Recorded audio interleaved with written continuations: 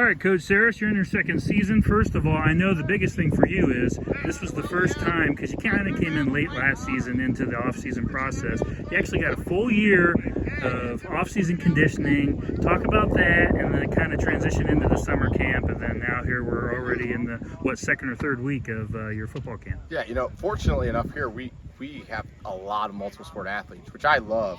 I think it works different muscles, works different things, gets them to be prepared for lots of different scenarios, and then incorporate a lot of weight room. I think our team is in the best shape that we've been in right now, which is great. We still got to get in better shape, but getting that off season, just the approach and the philosophy was really important for us and exciting. I noticed too, as the season went on last year, the guys at the end of the season really started to buy in and the attitudes really changed, giving you kind of more of a cushion. Okay, I can implement my system for year two. Yeah, and listen, anytime you have a system and an approach like that, it takes time, but it also involves everybody buying in, which is exciting. I think coming into that, we have that philosophy. And every single day we've got to buy into the same system, same approach, same philosophies, same message. And so far the kids are doing that. Talk about too, you had several, Braden, you had Markel before he went down, Caudill's being thrown in now. You have a very talented sophomore class. Talk about how much they've matured from their freshman year into the sophomore season. Yeah, physically you'll see it.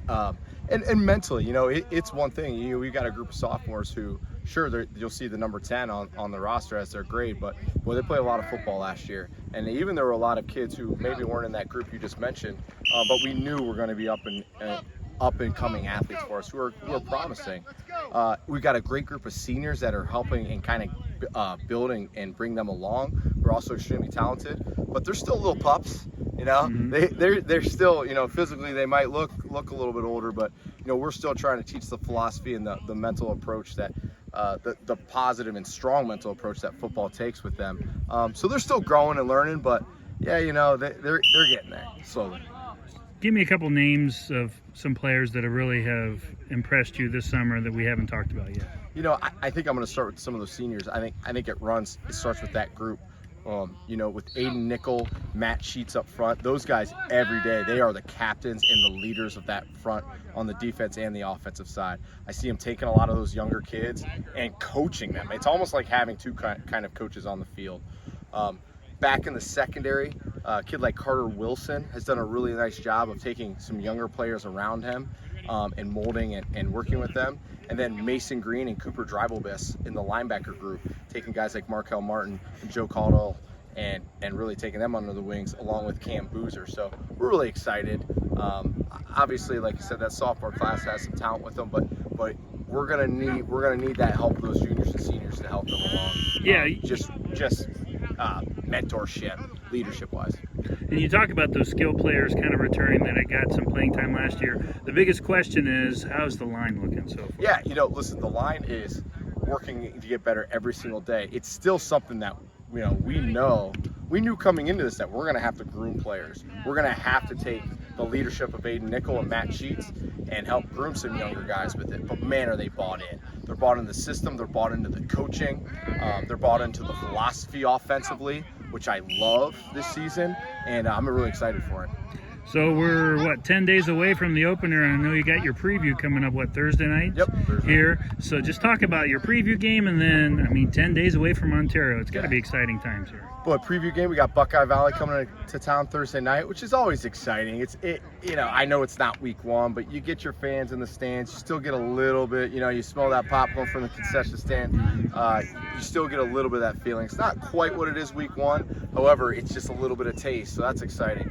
And then for us, everything's about week one. We've been, that's our focus. That's been everything since the beginning, since we started in the weight room. It's all about beat the Warriors. We still got that bitter taste in our mouths from last season. Game, I think, slipped away from us. And I think that's the philosophy we're taking with it. We have got to go into it with our shoulders ready to take on the brunt of it, being a physical football team. They're a good football team, and we know it. We have a lot of respect for them. However, we know that's important to us, and that's been our focus for everything. And, you know, we say this every year, but the league is really stacked this year. There's a lot of balance in the OCC, especially throw you guys in there as well. I mean, your kind of thoughts on the league overall. We know Ashland's probably going to be back to being Ashland soon as well. Yeah, I think right now the team that's really just done a great job the last few seasons is West Holmes. I think they bring a great approach to football. You know, obviously with Mansfield Senior, they're always gonna bring a great team out to play on Friday nights. There are no breaks in our conference. Yeah. I think the worst thing you can think of is that there's going to be. So we've got to take it head on. I think these first 3 non-conference games are extremely important for us. But I'm still a big believer everything starts with that week 1 game, and that has to be everything towards it. And that's going to always be our approach. And we'll take on those conference games when they get here. And you're exactly right. You cannot take this conference for granted. I have covered this conference exclusively now 4 years. I've seen a 1-loss team, 7-1 team lose to a 1-7 team before in this conference. So really, it's any given Friday. Yep, absolutely. All right, thanks, Coach. Appreciate it.